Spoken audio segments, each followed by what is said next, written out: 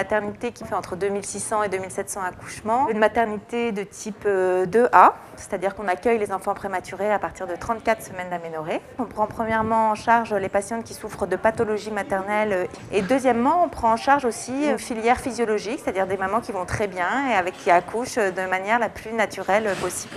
On est spécialisé dans la prise en charge des patientes qui ont une maladie du rein, dans la prise en charge des patientes qui ont des pathologies hématologiques diverses et variées. Par ailleurs, on a un gros service de prise en charge de patientes qui souffrent d'endométriose et on a également une maternité qui prend en charge les patientes qui ont des grossesses issues de PMA.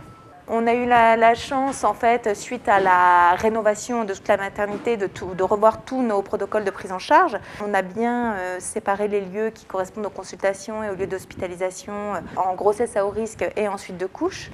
Toutes les chambres de suite de couche bénéficient de salles de bain individuelles ainsi que d'une baignoire individuelle. Et nous travaillons actuellement sur l'espace physiologique que l'on va créer au niveau de la salle de naissance avec une baignoire de dilatation et un divan d'accouchement, puis toute une aile de suite de couches physiologiques, c'est-à-dire des patientes qui sont prises en charge uniquement par des couples sages-femmes et auxiliaires de maternité.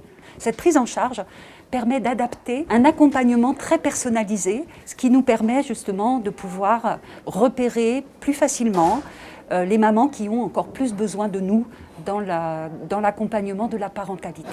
J'ai été vraiment très convaincue par la prise en charge à l'hôpital Tenon, notamment lorsque j'ai fait une phlébite en fin de grossesse où mon cas a été très rapidement pris au sérieux. L'équipe a été très à mon écoute. Je ne pensais pas que le père pourrait rester la nuit, ça a été vraiment une super surprise. Et on est vraiment tous les trois dans un petit cocon ici. Cette année, nous avons été confrontés à bien évidemment cette crise sanitaire du Covid.